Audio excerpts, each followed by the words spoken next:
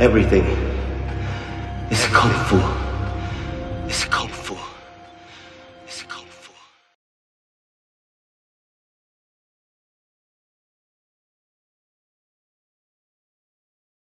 So these aren't necessarily In order. in order, yeah. Yeah. So I would say, I would highly recommend everybody get that Dao Jeet Kune Do. Yep, I got that. It is a little bit hard to decipher. Totally. And if you're new to martial arts, it's really hard to decipher. Man, I got this book when I was 15. I could not understand it. Yeah. I couldn't make heads or tails of it. I think if you are going to get it though, from what I've heard, the newer version has a lot more detail. It's better organized. It's got better pictures. It might be a little easier to understand. But I think if you're really trying to understand his philosophy and get a sense of his training and so on, like his martial arts training and his ideas, it's a good idea to get this. Good idea to get that. I know there's another one, that, of course, edited by John Little. Most of these books are John Little books. He's like the main, curator. But this is another Jeet Kune Do book, and I haven't got all the way through this one, but I think it has a lot of the ideas that this one does, but just a little more condensed and easy to follow. But I think there's yet another version of this that's hardbound and has. But anyway, Dao Jeet Kune Do. I would say The Art of Expressing the Human Body. Once again, if you're wanting to learn about how he became like this, became just ripped and super fast and just a fitness icon and martial arts icon. This book has a lot of details on that. And for me, as a personal trainer, as a fitness professional, a physical education instructor, I found this book is great for teaching my students about Bruce Lee. Inevitably, he pops up and people ask about, how did Bruce Lee train? I'm like, well, funny you asked that. Here's the book. So I enjoyed that book. The Striking Distance book, one of my favorite reads. Just great storytelling, but it also just gives you insight into one of the major developments in Bruce Lee's life that brought Jeet Kune Do to happen. Like that if it wasn't for this, a lot of what happened in Bruce Lee's development as a martial artist and Jeet Kune Do and his movie career probably wouldn't have happened. Maybe it would have, but it really. Yeah. Who's the author on that? This is Charles Russo. Okay. Or Russo. I think Russo is probably it. And I don't know what else he's done, but just fascinating book. Yeah. Okay. Really good stuff. Cool. Fun read. I would like to read this one again just because I enjoyed it so much. Bruce Lee, A Life by Matthew Polly. Matthew Polly did a book years ago that I also enjoyed called, what is it? He went off to study Shaolin. American Shaolin, I think. American Shaolin, yeah. Where it's the picture of the monk with holding a Burger King bag. Yeah. So, a guy that's no stranger to martial arts. And this book is just comprehensive. Just every little detail you ever wanted to know about Bruce Lee. You could read all these older biographies. You can watch a lot of the movies and some of the other film versions of his life story. But this one, I think, is just puts it all together, and it really kind of tells you who he was as a person and a martial artist, and just his whole thing in detail. Nice. Warts and all, though. But I didn't find the warts too bad. Like the bad stuff, I was like, what? He was a person. Yep. It was the 60s and 70s. There was a few, and he was a movie star. There's a couple things in there, like. Of course. Unfortunately, Perfect. And then I have to say this book is still one of my favorites because not only does it tell his history, basically a little bit from Hong Kong and then mostly in America. Not only does it tell his history through some of the more exciting parts of his life, but it shows the evolution of how he got to where he was as a martial artist and famous martial arts star. And it does it in a way that just lots of detail, lots of cool pictures, and just lots of, you know, just fascinating stuff like this. Just little pictures of cards and background stuff, and like Ruby Chow's menus from when he worked in Chinatown here in Seattle, and So it's just called Bruce Lee, the what? the evolution of a martial artist, Evolution of a Martial Artist. Got and it. it's by Okay. somebody called Tommy Gong. Okay. And yeah, if I was only going to pick one Bruce Lee book to buy, this would be the one.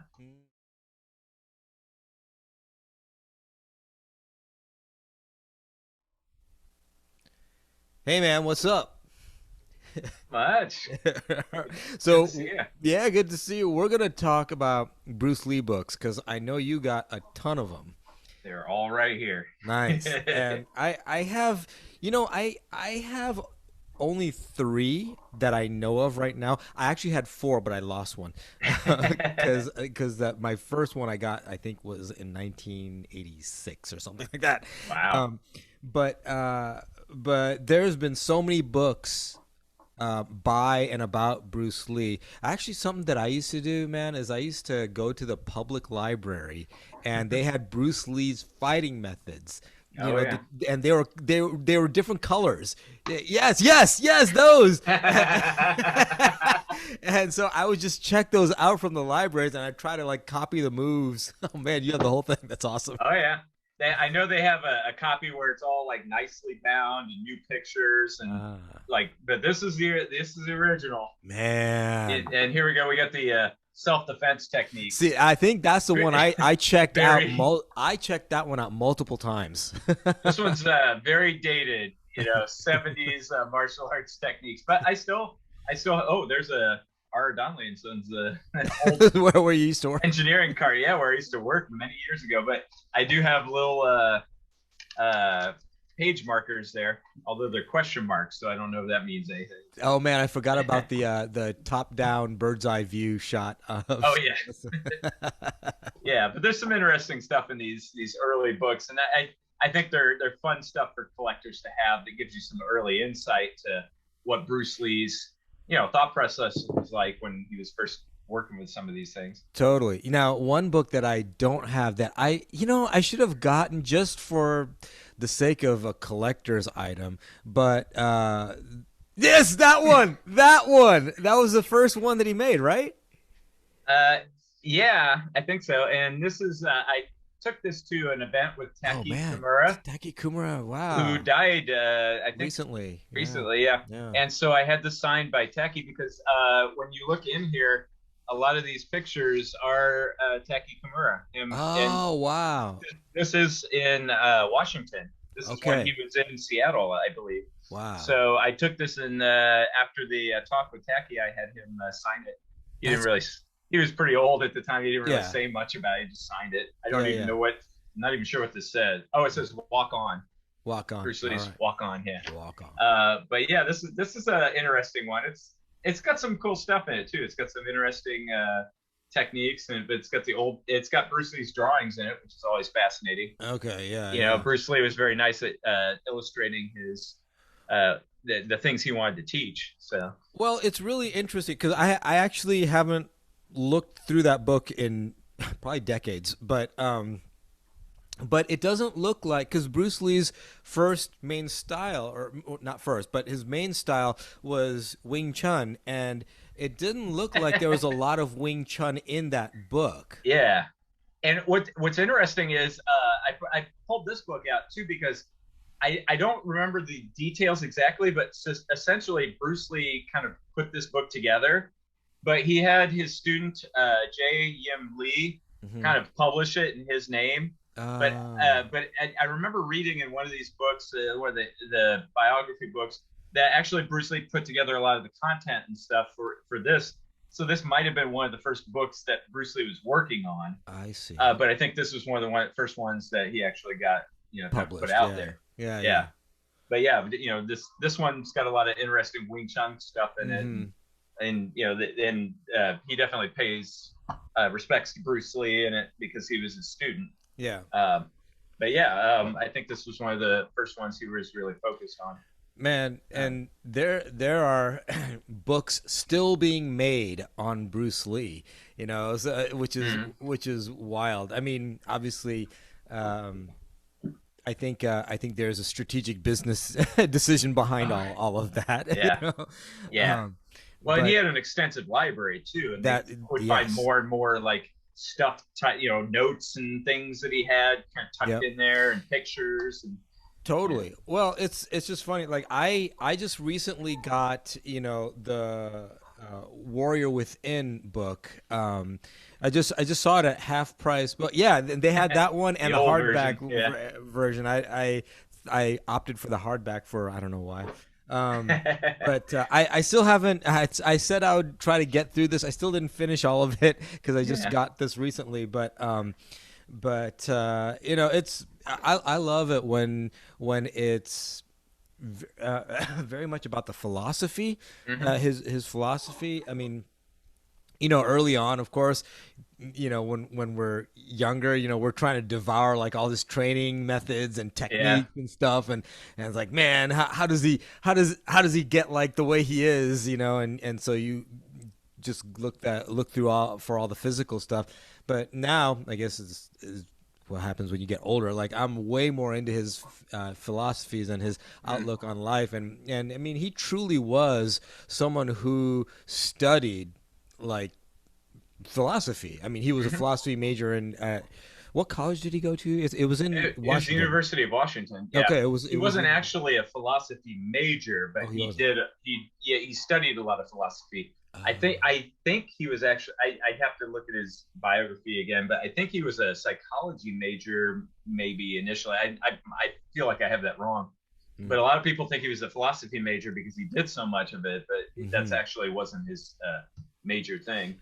Well, that would not be surprising if it was psychology because he talks a lot about the human mind, Yeah.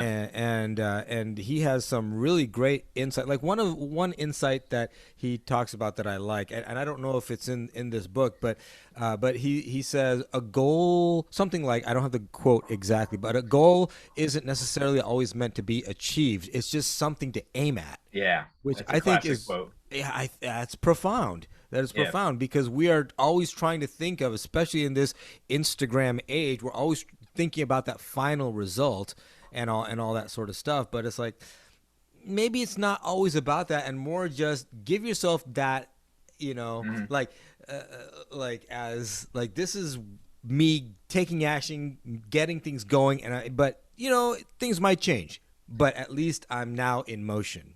Yeah, I teach personal training classes, and I actually use that in one. I use that quote in one of my classes when we talk about goal setting and Hmm. working with clients on goal setting. And I say, sometimes you might set the goal up with the client, and maybe it's a little bit lofty, but it's the important thing is giving the client something to shoot for, Right. whether it's competing in like a mud run or doing a 10K or a marathon or whatever it is, giving them something to shoot for so they can train for it and have a sense of motivation in what they're doing. And maybe they don't reach that goal, but maybe they learn stuff along the way and it motivates them to keep trying and get better and better. Yeah. And I think Bruce Lee was all about that. Like he would set goals for himself. Like I'm going to be the highest grossing, movie star in the world. I'm going to open up all these martial arts schools. He would set these goals for himself and constantly push himself to achieve those. Yeah. And maybe he didn't achieve every goal he wanted, but he certainly was He certainly motivated himself to keep trying. Yeah, Yeah. yeah. I think it's his undying thirst for knowledge and just Mm. almost seemingly like limitless energy and inspiration to just go after stuff. And I think that's what really, makes him so timeless, you Yeah. know. Um so I'm sure you have the Tao of Yeah. Jeet Kune Do, and this There's one, if you notice what mine has, or what mine doesn't have and yours does, yours has that bestseller thing, and I got mine in, I think, '87, Oh wow. before it became a bestseller. Wow. So I didn't. I have another copy because I don't want people messing this up, in my household. That's awesome. So it's like, if you want to look at it, don't look at my copy. Look at the other one that says bestseller on it. Well, and once again, these are things that have been put out time and time again. There's new versions of Dao Jeet Kune Do, and like hardbound, new pictures. I think this is the classic one. This has a lot of his old drawings and pictures, and a lot of I think the biggest problem with this was a lot of the information just came from different books and notes and stuff that he had, and it wasn't particularly organized. No, yeah. Like when you watch the movie Dragon, the Bruce Lee story, they made it like, okay, his back was messed up, and so he was like writing this in the hospital. And it's like, he was writing stuff over the years, but this didn't get put together until after he was dead. Yeah. So, but in the movie, it's like, they're like, oh, here's your new book, and he comes out of the hospital. It didn't happen that way, unfortunately. Yeah, yeah. That movie has so many things wrong. And he didn't have his back broken by the guy kicking him. He did it by doing good mornings, where you have a barbell on your back. He had the barbell same body weight as him, and he was doing it, but he wasn't properly warmed up, and he screwed up his back. Oh man, yeah. Yeah, I mean, it was the same result. He was in traction, and they told him he wouldn't walk again, let alone do martial arts.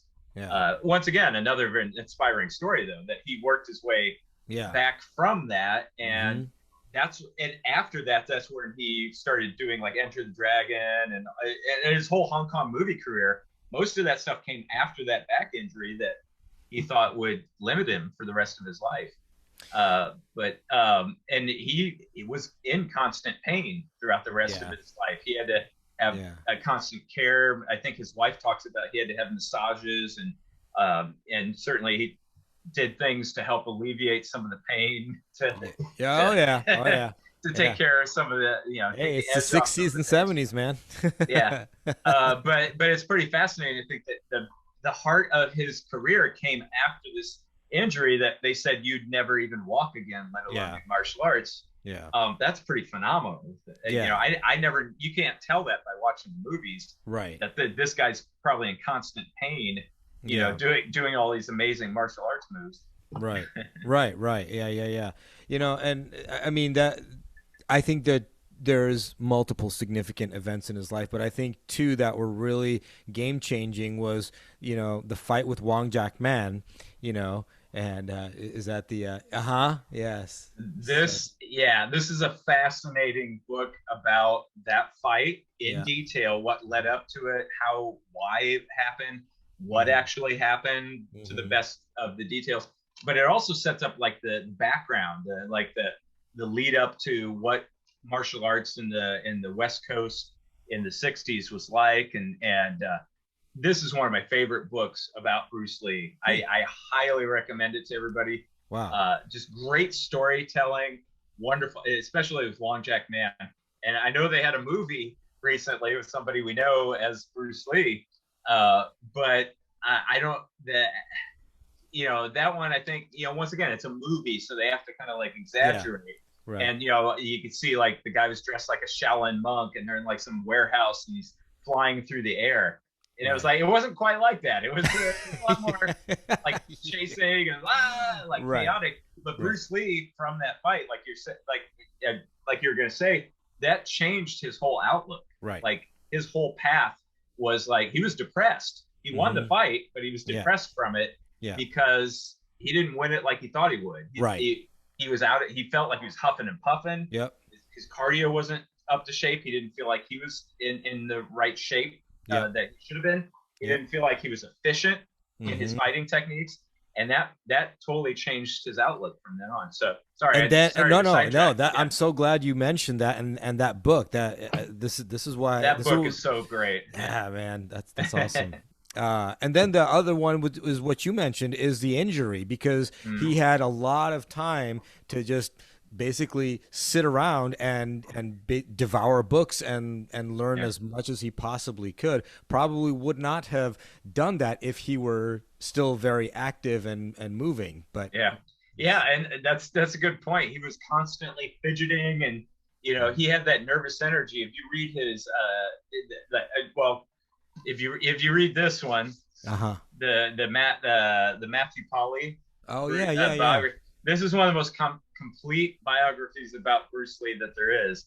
I've got other biographies, and there's been a lot of movies and stuff, but this has everything. Wow. And even as a little kid, he just was fidgeting and constantly nervous energy all the time.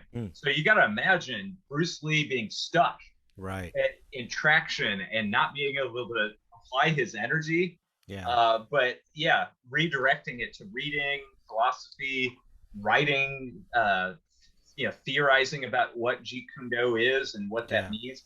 I think that was a really important stage in his development. Yeah. Yeah. But this book has every detail, right from his family history all the way through his life, his childhood, building up into coming to America, developing his film career, developing Jeet Kune Do. Good book. I'm glad you mentioned that and recommended that, because there are multiple Bruce Lee biographies. This is old school. What is this one? The legendary Bruce Lee. Oh wow. Yeah. These are kind of old school ones. Yeah. Look at this one. The author apparently was a bassist. Oh really? I don't know what that's about. That's funny. Oh my gosh. Yeah, I mean, there's so many attempts to kind of tell his story that it's hard to know which ones are the ones, especially people who have an interest in like his development as a martial artist and how he became who he became, like from a martial artist perspective. I would say this book has all the details. And of course, I think, his family had some bones to pick with it, because they do get into some of the stuff that they'd rather not be out there about Bruce. I mean, about drug use and infidelity and things like that. And, Bruce Lee wasn't a perfect person, and I think it's important to, he's a hero to many people, me included. But he was also a human being, and people forget that, and they idolize him, think he was a saint, and the book describes him often as arrogant sometimes, and sometimes you would I don't know what the word I'm looking for, but like he really projected his personality out there, and I think he had to. I think he had part of who he was to get noticed, to become famous like he was. He really had to put himself out there. Cocky. That's the word, like when people would describe Bruce Lee. Oh, he was cocky. But he had to be cocky, and he had a lot of those skills, and he had to put his attitude out there. Otherwise, who's going to notice him? Yeah, you don't you don't outlive your years and become kind of immortal by being very humble. And yes sir, no, you don't become huge that way. Well, and he realized that when he was on the set of the Green Hornet. That was one of his quotes. Is let me see. This is a great book, Striking Thoughts. It's another John Little book. It's Wisdom for Daily Living. But there's a part in here about acting. Let me see if I can find it real quick. But essentially, what he was saying was that when he was on the set of that show, he kind of just did what they told him, and he felt like he was a robot. He didn't feel like he was really expressing himself and being like his full potential. And then he kind of said, you know what, I don't want to do that anymore. I want to do the best I can as an actor to put myself out there. And that means, kind of understanding who I am and what I want to say, but not just being a robot where they tell him what to do. Man, he was such a trailblazer for Asian Americans in Hollywood. Like I think sometimes there's this tendency from Asian America to maybe not just Asian America, but to basically almost say like the Bruce Lee stereotype, like all Asians know martial arts. Yeah. But that's like, yeah, but that's too simple to be true. Like this guy really busted the doors open for Asians to even get noticed. Well, and be a strong leading man, to be a Yes. hero, to be Yes. somebody that was respected and looked up to on Totally. screen. Yeah. That you just didn't see that, Yeah. and he recognized that, and he said, and he refused roles. Right. That and there's a lot of interesting stuff. I think there's a recent documentary on him. I didn't get to see it, but about racism and Bruce Lee and his challenges he went through. But I think numerous biographies about him talk about that he was offered those kind of roles of subservient kind of Asian character. Yeah. And he said, that's not the way I'm going to do this. Right. That's not good for me. It's not good for Asian people. Right. And so he made roles happen for himself. Yeah. I think it's famous that he would come up with ideas, and the whole Kung Fu series should have been him. Yeah. Didn't happen. They went with David Carradine. Yeah. And but Bruce brushed it off and said, well, I'm going to find other ways to create roles for myself. Yeah. And he kept forging ahead. He would work with producers and writers and work with his Hollywood friends, and he kept pushing ideas and finally got things to happen. Do you have the book Letters of the Dragon? You know what? That is one of the few I don't have. That's actually in my Amazon wish list that I haven't got yet. I got that as a gift for someone, and I was reading through it, and I was like, you know what? I need to get this book because it's actually hilarious, because these are like letters that he would write back to people. And, he had, a really great sense of humor, or maybe it wasn't even intended to be funny, but he just has a very direct and he's super opinionated, and he's not shy about it. And it's just, you're reading it, and it's like, dang, man, he just totally dogged on traditional martial arts hardcore. Yeah, I would love to get that book. I never got around to getting it, but I think, if you really want to get a sense of Bruce Lee, like you said, his humor, his personality, how he would address people, and I've been to the Bruce Lee Museum here in Seattle. They have it at the Wing Luke Museum. And they have a lot of his letters up there, and you can read them. And this book, Artist of Life, has some of his poetry and some of his philosophical writings, but it also has letters to many of his students and friends. And you see kind of like what his personality was through those letters. Nice. And like you're saying, they're often very direct. They're often saying, hey, and they're often teaching. They're often about teaching, which I think is fascinating. Yeah. He'll often write the letter and say, here's something I want you to learn, and he'll tell the students something very deep and philosophical. And going back to what you said earlier, when we were younger, we were always like, how's Bruce Lee do it? What's his techniques? But then as we've gotten older, I think what we've gleaned from Bruce Lee is his teaching, like his ability to express through his movies, through his philosophies, through his letters and interactions, like how he was able to teach other people ideas. Right. Even, you look at Game of Death. I don't watch Game of Death, but I watch like the version from Warriors. Yeah. The Warriors Journey. Yeah. Oh, great documentary. Totally. They take the actual, concept and fight scene and put it all together and throw all that other stuff away. Yeah. And he was trying to teach people concepts of Jeet Kune Do. Right. Just like he was in that episode of, I think it was Longstreet. Yeah. If that's the one where he's teaching like a blind man how to fight, and he's basically teaching the principles of Jeet Kune Do in that TV series, which is pretty fascinating. So he was first and foremost a teacher. Yeah. And I think people forget that.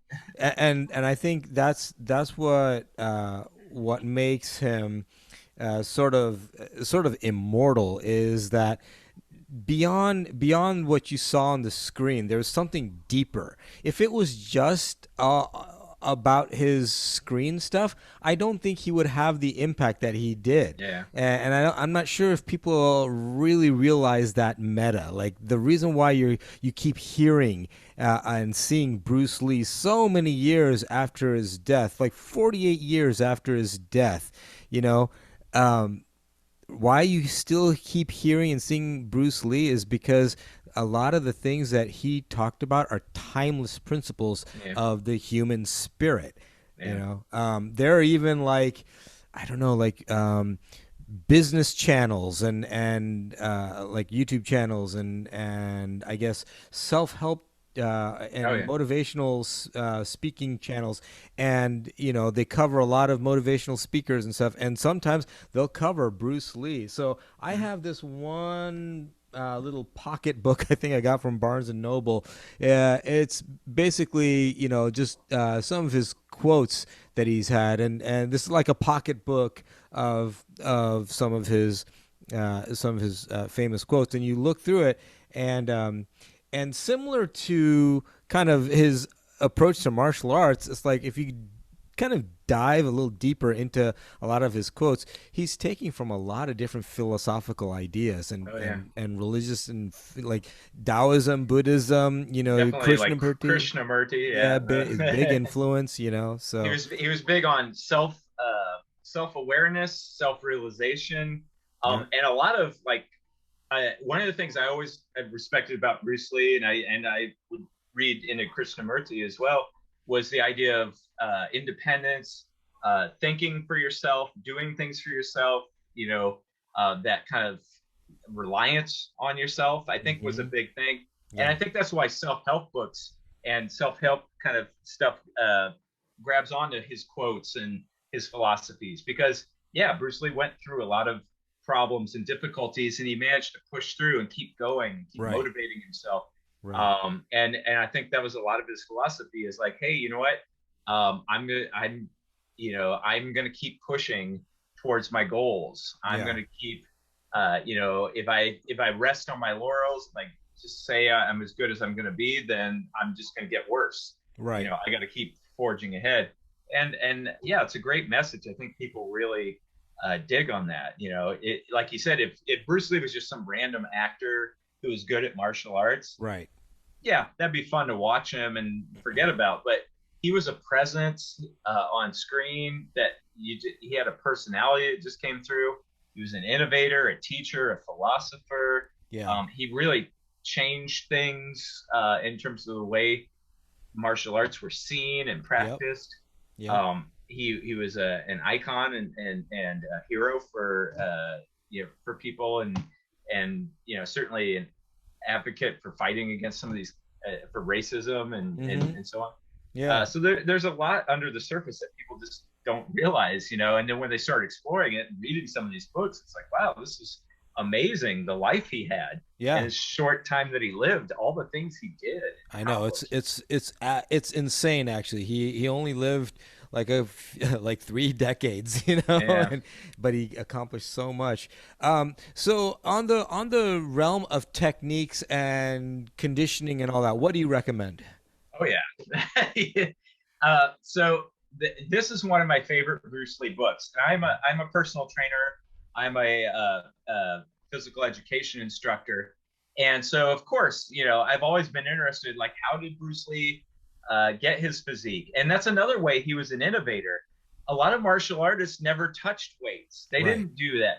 They didn't do running and cardio the way he did. Bruce Lee incorporated all kinds of different training. He would do isometric training, where you do kind of you have like a chain, and I actually built one like Bruce Lee had, where you have like a board and a chain and a grip, and you can try like maximally contracting your muscles at different angles. He would do stuff like that. He would do like electronic muscle stimulation, like they showed in the movie. He would do things like that. But he did a lot of weight training techniques. He had a friend, I can't remember, I think his name was James Hong. I'd have to look in the book or whatever, but who was like a bodybuilder. And he would work with him early on, and like, you know, he got really fascinated by his workouts and started incorporating that. And then certainly after the Wong Jack Man fight, he realized, like, I got to get my conditioning down. I got to get better and better at this. And so eventually he got just an amazing physique that today you'll still see in like bodybuilder magazines constantly. Like every year, there's always like a Bruce Lee episode, and it's always like, get ripped like Bruce Lee, get a Bruce Lee six pack. And it's pretty fascinating that all these years later, people refer to him. I've even seen videos on YouTube where they talk about, could Bruce Lee have been a bodybuilder? Based on his frame and his wide lats and everything. Yeah. But this book is really great because it talks about his general philosophies on fitness. It's got some of his workout cards. I don't know if you can see that. Let me see. Yeah. Like handwritten, like this is what he would do, like in the in the gym. It talks about his equipment, each body part. It'll talk about the kind of things he did to build those body parts. Wow.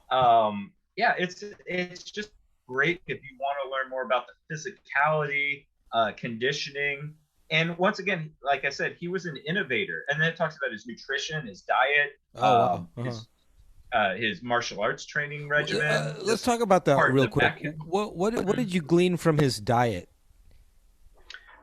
They talk about the fact that he certainly didn't eat sweets. Okay. He was a big believer that food is fuel.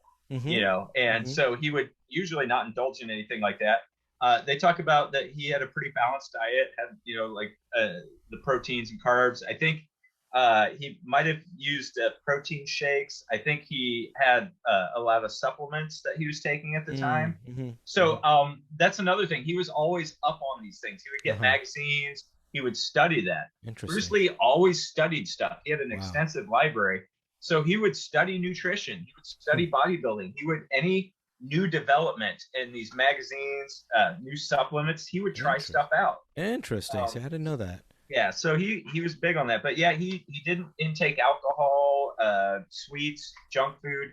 I think that's one of the quotes in this, the striking thoughts. There's a lot of quotes in here, but there's one where he just talks about like, yeah, I don't do any of that stuff that's gonna, destroy my body and mess with my, body. It's, so yeah, I mean, it's man. This actually has a day in the life, a typical diet for Bruce Lee. Oh, really? Oh, wow. So you can see his like typical diet all the way through. Wow. Yeah, and there's the protein powder and so on. Yeah, so he really if you're interested in that, and there's nothing super shocking in here. Like by today's standards, the things he was doing is pretty common. But that's the thing. This was back in the 60s and 70s. People didn't like really have all this stuff down. Right. The stuff he's doing is like what you would do now, like all these kind of like squats and curls and just all these standard exercises. He was doing them back in the day and doing them in a pretty solid routine. Yeah. So, it's a great book. I keep this. I've got 2 copies. This is my home copy, and I have one in my office. Wow. At school with my fitness library. Nice. Yeah. Wow. So that's a real good on the physicality of his diet and his exercise regimen and how he did that. Is there one that you would recommend where it goes to the technical side of his? Oh, I'm sure there is. Which one is that?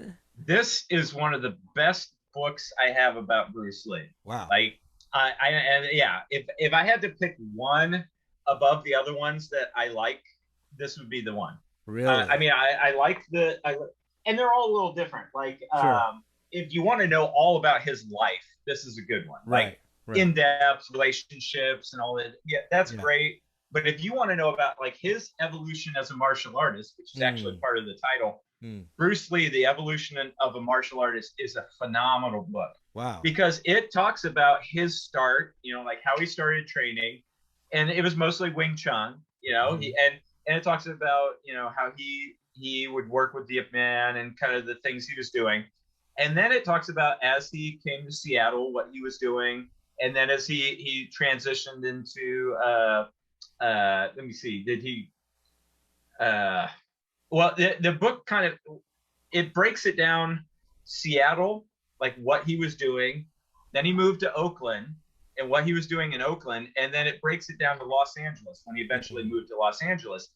And it shows like in these different stages of his life, what he was doing and how he was living and what his environment was like. Right. changed how his training and his philosophy was. Right. So right. like let me read you some of the title things here, because this kind of gives you a sense of it.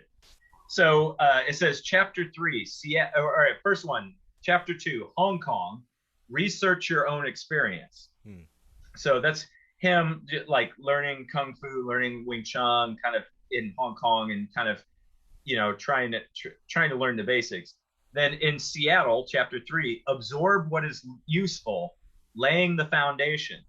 And so he meets Taki Kimura. He meets Linda, his wife. He's really kind of still practicing Wing Chun, but he's starting to like refine it and kind of turn it into other things. Oakland, chapter 4, reject what is useless, the birthplace of Jeet Kune Do. So when he was in Oakland, that's where he really started developing Jeet Kune Do. It talks about the turning point. I think maybe that's where some of the Wong Jack Man came in. Then chapter 5, Los Angeles, add what is specifically your own, the culmination. So that's where he really started putting the details together of what is Jeet Kune Do and how that works. And then it goes into more like specifics about the core techniques, stance, footwork, different strikes, different philosophies of fighting. There's a chapter about the mind of Bruce Lee, and then the legacy of Jeet Kune Do. And then this book is fascinating to me because it's got all kinds of pictures, documents, all the way through. It's even got a really cool thing where it's got the original like membership card to his oh yeah kung fu. I've seen a picture of that with his astronomical rates. Yeah. Oh yeah. Especially when he got more famous. Yeah. But I mean, this book is just chock full of cool pictures, documents, and it's a great story of how he developed, and it just little by little it takes you through how he became the martial artist he did. Did they talk? Did they talk about fencing? Because he really got into fencing and really applied like a lot of their principles into JKD. Yeah, I believe that's in this book. I know it. I've read it in other books. I think his brother was a fencer. Oh yeah, too. I think you're right. Yeah, and he had books on fencing, and he certainly worked on that.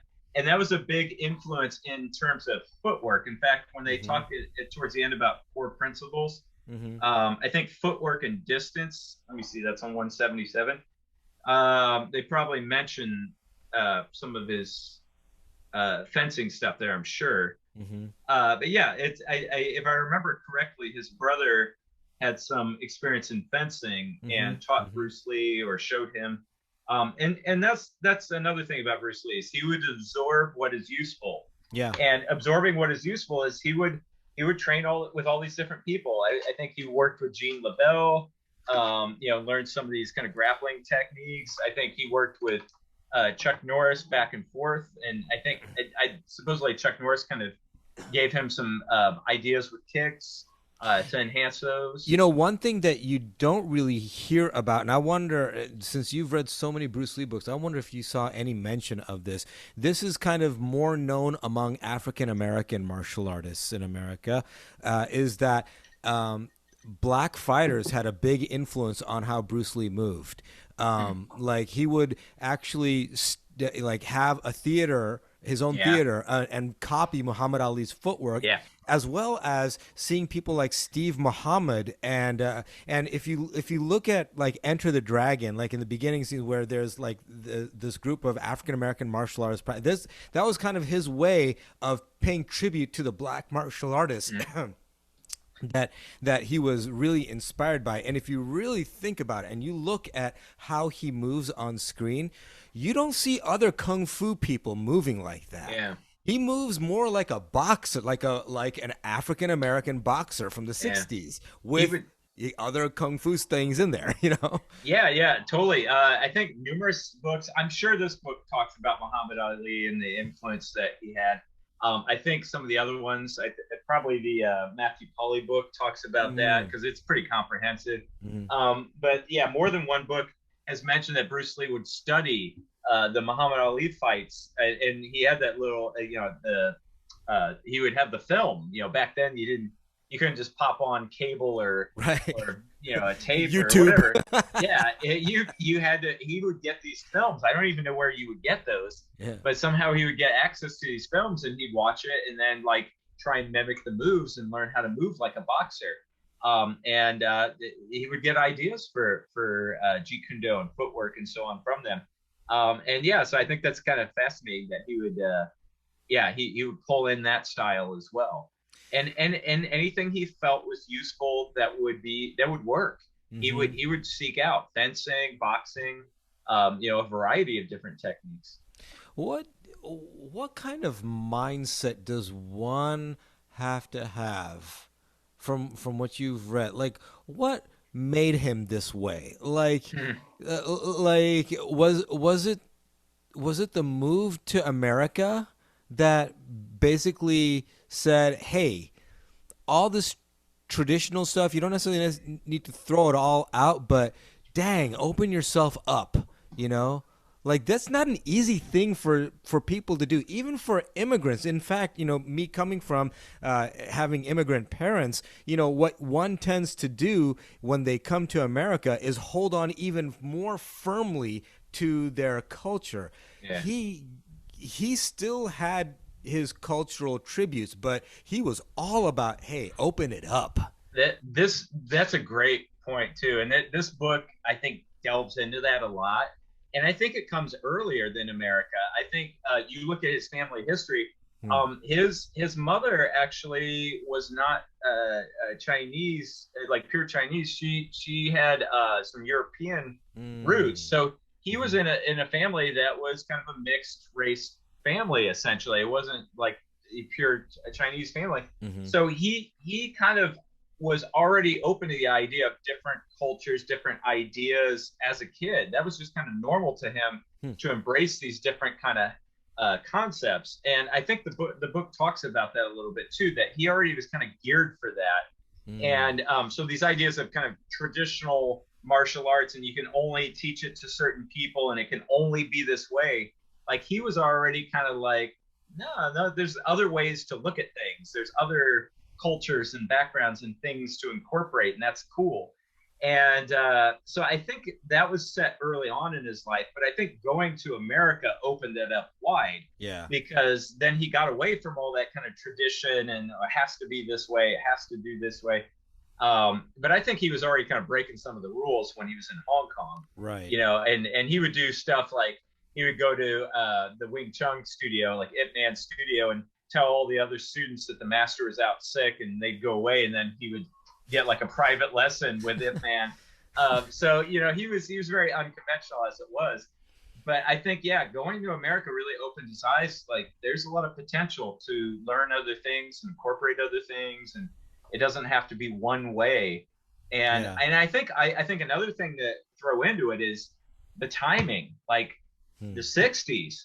Think about the 60s going from like traditional, standard, do this, conform, to the mid to late 60s, where everybody's like opening their minds and tuning out, and just the culture was that way. I mean, we're going through the civil rights movement and women's rights and changes in culture, movies, politics, and protests, and so he kind of was like right in that time period where everything was changing. And so I think the book talks about that as well, that he was kind of that mindset from that time period. Great point. That is a really great point. Yeah, because that culturally, that's where America was. It was all about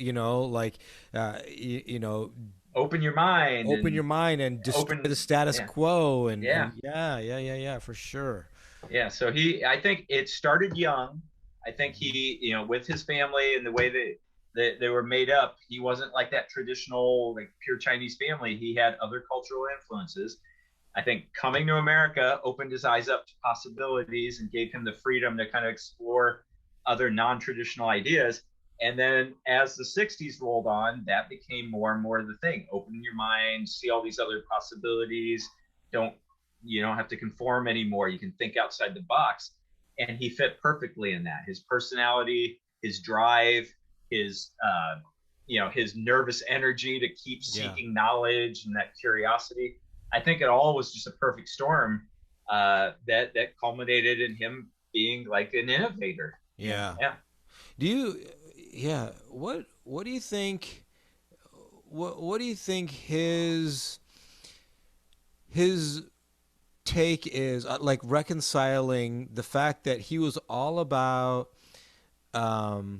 he was all about like the organize this, like do away with the pre-choreographed stuff, like the forums and stuff like that, do away with all that, but yet there's that, but then on the other end you have to choreograph for movies. So so it's like, so there's value in choreography, but then at the same time this idea of being able to be spontaneous, so I'm just kind of wondering, like, what's his mindset behind that? I think he was able to separate the two things. I think he knew that there's certain things that looked good on screen that maybe weren't practical or maybe weren't realistic in the real world. And I think he was meticulous about choreographing the movies. There would be stories about him being up 3 o'clock in the morning. He'd be drawing, choreographed fight scenes. He would draw them out. But he would stay up late, like trying to figure out stuff for Enter the Dragon. And I think because he was a perfectionist, he was a professional. Right. He wanted things to look good. He knew that he needed quality. He often talks about quality of what he's doing as an actor and as a martial artist. And so I think he knew that if he just went up and did some spontaneous thing, that might be interesting, but it wouldn't look good in a movie context. And he had done enough work, I think, in Hollywood and in the Hong Kong movie industry that he knew you had to choreograph things. But then I think when he was teaching people for competition, when he was teaching his students, I think he would teach them to be spontaneous. And when he was working in his own training, he would work for efficiency. He would always talk about finding the most efficient, effective moves. Right. And they were very different than what you would see in a martial arts movie. Right. Poking somebody in the eye, kicking somebody in the groin, that's not as exciting in a movie. Right. But it might be more effective in a fight that he was doing. Right. So yeah, I think he knew how to like do both. And I think he knew which one, there's one that works well for something and one that works well for another thing. Yeah. And as a martial artist, I appreciate that. Like, I often talk to my students, like, it looks aesthetically good and it's fun to practice. Maybe it's like a spinning jump kick, but in a self-defense application, I wouldn't do it. Right. As a personal challenge or something fun or enjoyable to do, as a self-defense technique, don't do a spinning inside swing kick to the face. Right. It's going to get you hurt. Yeah.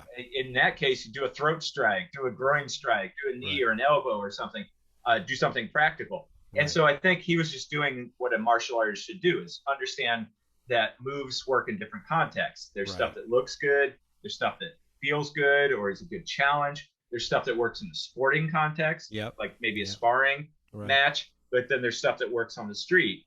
And I think he knew what the differences were. Yeah, it's interesting. In the sparring realm, he would often, from what I understand, like have Joe Louis kind of use his theories, and he'd go in and start winning these matches using Bruce Lee's stuff. Yeah, I have a book about Jeet Kune Do from Joe Louis, and he talks a lot about, like, Bruce Lee would have talk to him about these ideas, and he would incorporate that. And there's pictures of him with his trophies, and Bruce Lee's right there with him, coaching him. And there's always those talks. There's a lot of people that it always comes up like, oh, Bruce Lee wasn't a fighter, he was an actor, he didn't know anything or whatever. And it's like, there's countless people that Bruce Lee worked with and taught. They have nothing but praise for the way he would analyze fighting, the way he would look for efficiency, and the advice that he would give fighters that would help them out.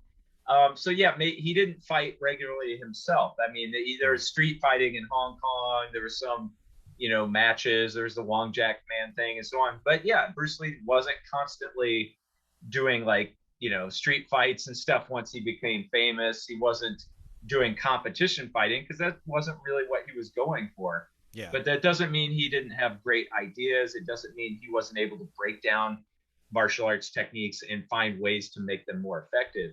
Right. But yeah, that argument always comes out. Well, he wasn't like a regular fighter. I know, yeah.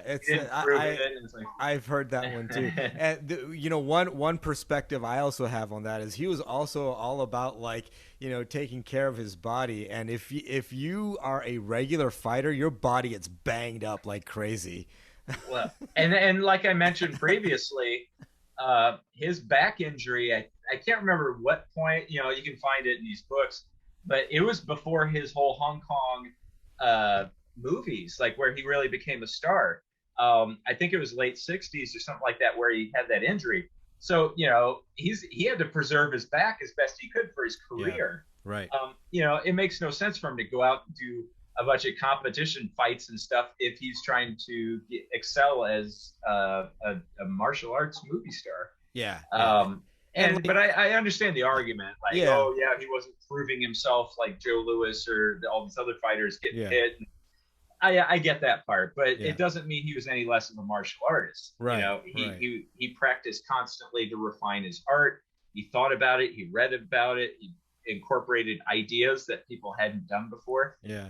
So I think there should be some respect for that, But yeah, I think it's almost like clickbait type stuff. Yeah. It's like, who would win in a fight between Bruce Lee and whatever? It's like, well, okay, you can waste your time thinking about that, or you can really dig in deep and look at what the man has to say, and be like, wow, this guy was really like, he's really innovative. Well, and it's in hindsight too. It's like 2021, and we've had UFC for years. We've had all these refined fighting techniques and Brazilian jiu-jitsu and all these things. And it's like people are looking at it with that view, like, oh, well, he just get his butt kicked today because blah, blah, blah. And it's like, well, no, this was like back in the late 60s, early 70s. Yeah. If you look at what he was doing, it was a step ahead. Yeah.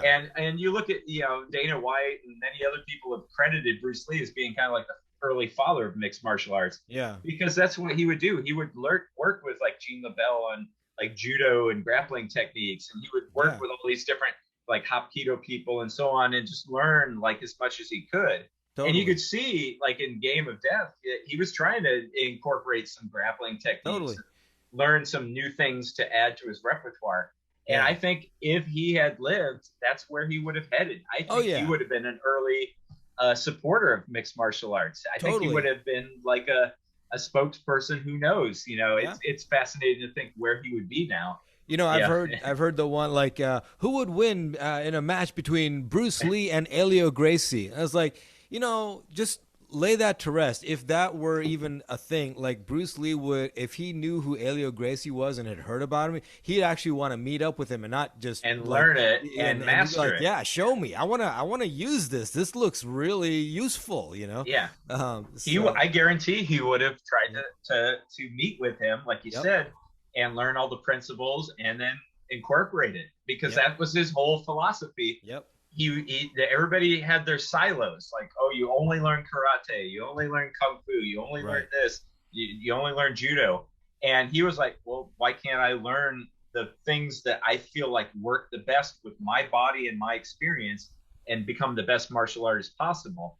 And if Brazilian jiu-jitsu was around and he felt like it was useful, he sure as hell would have like studied it from the best people who could. Oh yeah. Probably would have been very good at it. He was very wiry. I mean, with the back injury, I'm sure that probably would have limited some of it. But I mean, it's kind of fascinating to think what could have been there. Yeah. Totally. So Darin, top 5 Bruce Lee books that you recommend? Easy. All right. So start with number 5. Oh, sorry. Oh, okay. You want me to rank them? Okay. Yeah. Let me try and figure that one out. It's hard to do that because, I'll tell you why. Because they all have a different focus. Right. So trying to rank them by like best to worst, I don't think works It's super well. yeah. I mean, it goes along with Bruce Lee's thing. It's trying to rank styles. Don't rank styles. Just Yeah. what So these aren't necessarily in order. in order. Yeah. Yeah. So I would say, I would highly recommend everybody get that Dao Jeet Kune Do. Yep, I got that. It is a little bit hard to decipher. Totally. And if you're new to martial arts, it's really hard to decipher. Man, I got this book when I was 15. I could not understand it. Yeah. I couldn't make heads or tails of it. I think if you are going to get it though, from what I've heard, the newer version has a lot more detail. It's better organized. It's got better pictures. It might be a little easier to understand. But I think if you're really trying to understand his philosophy and get a sense of his training and so on, like his martial arts training and his ideas, it's a good idea to get this. Good idea to get that. I know there's another one, that, of course, edited by John Little. Most of these books are John Little books. He was like the main, curator. But this is another Jeet Kune Do book, and I haven't gone all the way through this one, but I think it has a lot of the ideas that this one does, but just a little more condensed and easy to follow. But I think there's yet another version of this that's hardbound and has. But anyway, Dao Jeet Kune Do would be like 5. I would say The Art of Expressing the Human Body. Once again, if you're wanting to learn about how he became like this, became just ripped and super fast and just a fitness icon and martial arts icon. This book has a lot of details on that. And for me, as a personal trainer, as a fitness professional, a physical education instructor, I found this book is great for teaching my students about Bruce Lee. Inevitably he pops up and people ask about, how did Bruce Lee train? I'm like, well, funny you asked that. Here's the book. So I enjoyed that book. Cool. The Striking Distance book, one of my favorite reads. Just great storytelling, but it also just gives you insight into one of the major developments in Bruce Lee's life that brought Jeet Kune Do to happen. Like that if it wasn't for this, a lot of what happened in Bruce Lee's development as a martial artist and Jeet Kune Do and his movie career probably wouldn't have happened. Maybe it would have, but it really. Yeah. Who's the author on that? This is Charles Russo. Okay. Or Russo. I think Russo is probably it. And I don't know what else he's done, but just fascinating book. Yeah. Okay. Really good stuff. Cool. Fun read. I would like to read this one again just because I enjoyed it so much. Bruce Lee, A Life by Matthew Polly. Matthew Polly did a book years ago that I also enjoyed called, what is it? He went off to study Shaolin. American Shaolin, I think. American Shaolin, yeah, where it's a picture of the monk with her holding a Burger King bag. Yeah. So, a guy that's no stranger to martial arts. And this book is just comprehensive. Just every little detail you ever wanted to know about Bruce Lee. You could read all these older biographies. You can watch a lot of the movies and some of the other film versions of his life story. But this one, I think, is just puts it all together, and it really kind of tells you who he was as a person and a martial artist, and just his whole thing in detail. Nice. Warts and all, though. But it, I didn't find the warts too bad. Like the bad stuff, I was like, what? He was a person. Yep. It was the 60s and 70s. There was a few, and he was a movie star. There's a couple things in there, like, of course. Unfortunately, not everybody's perfect. And then I have to say this book is still one of my favorites because not only does it tell his history, basically a little bit from Hong Kong and then mostly in America. Not only does it tell his history through some of the more exciting parts of his life, but it shows the evolution of how he got to where he was as a martial artist and, famous martial arts star. And it does it in a way that just lots of detail, lots of cool pictures, and just lots of, fascinating stuff like this. Just little pictures of cards and background stuff, and like Ruby Chow's menus from when he worked in Chinatown here in Seattle, and So it's called Bruce Lee, the what? The Evolution of a Martial Artist. Evolution of a Martial Artist. Got And it. it's by Okay. somebody called Tommy Gong. Okay. And yeah, if I was only going to pick one Bruce Lee book to buy, this would be the one. Depending on what you want to get, maybe the Matthew Polly book if you're just more, if you don't care about martial arts, but you just want to learn who Bruce Lee was. Right. But if you also care about martial arts, this is the one I would recommend. Nice. And it's a fun read. Yeah. Nice. All right. On the other end, what do you think is one of the worst Bruce Lee books written? All right.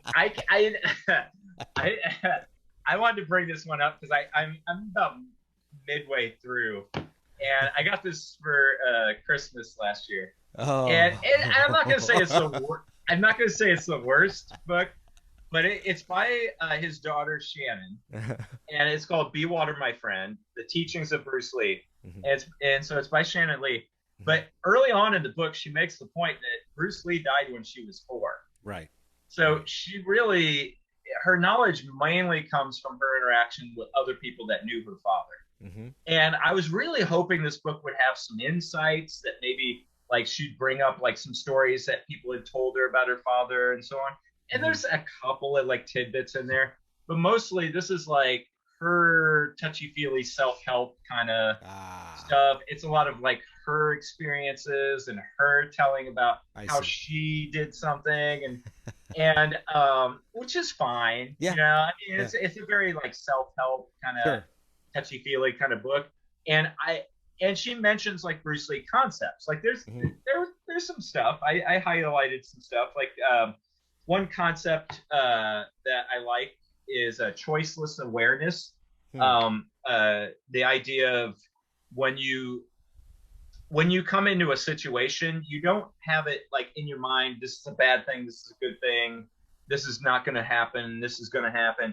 You try to just go into a situation kind of like, we'll just see what happens, and I'll kind of formulate my opinion after the experience happens or as it happens, rather than coming in and prejudging stuff. Right. So, like, yeah, I thought that section was good. Yeah. But I'm not finished. I'm midway through the book, so I can't completely. Right. But I was just a little disappointed. Like, it's a lot of her, like, interjecting, like, well, here's what I did to apply this idea. And right. like, I don't care. I want to hear about Bruce Lee. Yeah. So, I would say this is not my favorite. Right. But there's some interesting stuff in there. Yeah. And maybe there's more as it gets to the end. Yeah. I don't know if I have a bad one that I dislike completely. Right. I haven't really read this one here. The legendary Bruce Lee. My guess is it's probably pretty dated and probably doesn't have. I think it's probably just a bunch of like stuff that's like, oh, Bruce Lee's awesome, and it probably doesn't have like a lot of good details and stuff. Yeah. But I don't know. I haven't gone through it all the way. But it's a pretty old book. And one of the things that I find that's hard for me as I'm looking at all the Bruce Lee titles in these books is like it just seems like there's a lot of redundancy. Yeah. And if honestly, if you read the Matthew Polly book, I don't think you need stuff like this. This is just like, and I think a lot of the stuff has like kind of dated stuff. Like, yeah, that's not really what happened. As time went on and people kind of talked through, like, oh, okay. And I think they kind of sugarcoat some of the ending of Bruce Lee's life and some of the things that led up to his death. I don't think they get into it as much. One thing glancing through this book that I do want to read it for is they do have some interviews with people like Wally J and other people that knew Bruce Lee. So like Dan Inosanto, Dan Lee, just other people that worked with him and knew him well. Bob Wall, I have a shirt signed by Bob Wall. So that part I kind of want to read through because that's where you get most of the information about Bruce Lee is these people that interacted with him and like what he was like. There's so many books on Bruce Lee that that it's good to know the good, but also good to know like, maybe not until you've done the first five that you talked about. Yeah. So I'm sure there's a lot of terrible books out there that I just don't yeah, own. yeah, Like just stuff that's just probably hearsay and just right. unauthorized biographies and crap that Oh, people sure. kind Yeah. of like Bruce exploitation kind of things. I'm sure there's a lot of that. Yeah. Post Bruce Lee death, I'm sure they put out a lot of books and crap at Oh, that yeah. time that were Yeah. probably just junk. Yes. Yeah, Yes. but those five I gave you, those are my favorite. That's really good to know. Yeah, It's nice to, because there is a lot of literature. It's nice to kind of have a guide and know like, okay, these would sort of be considered like your canon yeah. for just kind of really, getting a good. It gives you a complete picture of who he Yeah. was, not just as a martial artist, but as a person. Yeah. And if you read all five of those, you get a much close. What I always liked is I didn't get to know Bruce Lee, of course, because he died like a year after I was born. Right. So I got to know him through movies and through kind of geeking out with you and over the years watching these kind of biographies about him. But reading about him like this, and then if you read stuff like the Letters of the Dragon and Artists of Life, you kind of you can hear him talking through these things. Yeah. You can get a more of a sense of who he was as a person, and that's kind of cool. Yeah. For somebody that's long gone like that to think about them living, Yeah. and like what they were like and how they talked and thought and interacted with friends and students. Yeah. So yeah, you can get a good sense of him from those books. That's awesome. That's awesome. Yeah. All right. Well, that was a real good discussion on books. So hopefully, anyone watching this will kind of have a good sense of what books to get for Bruce Lee, on Bruce Lee. All right, man. Well, thanks for sharing all that. No problem. All All right. right, I'll see you next time. All right.